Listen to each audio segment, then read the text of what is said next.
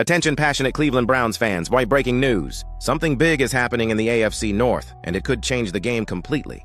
We're talking about a direct impact on the Browns' path toward another run at the championship.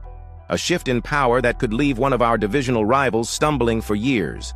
And you're hearing it here first! But before we get started, if you're a true Cleveland Browns fan, make sure to subscribe to the channel to strengthen this community even more. Show that you're part of this family. Let's hit that 2,000 subscriber milestone together. Share this with your friends and fellow Browns fans. Now let's get into the news. My friends, get ready, because what's happening behind the scenes in Berea could completely change the course of the season.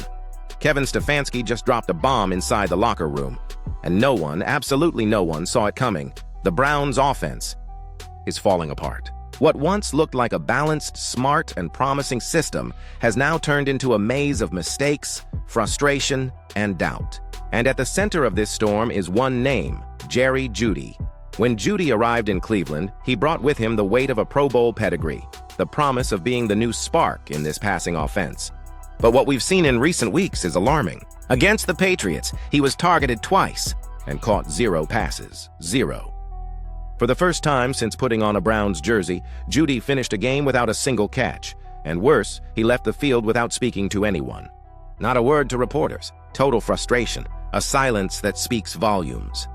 And the problem isn't just him. The entire offense looks stuck. Quarterback Dillon Gabriel, expected to be the face of this new era, is still trying to find his NFL rhythm. In the last game, he completed 21 passes, but only 2 of them went to wide receivers. 2! Everything else was to running backs and tight ends. It's as if the heartbeat of this offense just stopped. Stefanski spoke after the game, saying, "Playing well on offense takes all 11 guys, and the coaches too."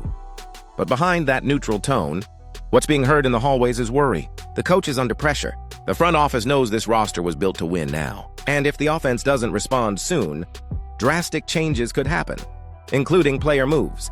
The rumors have already started. According to team insiders, Jerry Jeudy is one of the top candidates to be traded before the deadline. The odds? Around 18%. It may sound low, but in a locker room already on fire, that's enough fuel to make things explode. Some say Stefanski has lost part of the team's trust. Others argue he still has control.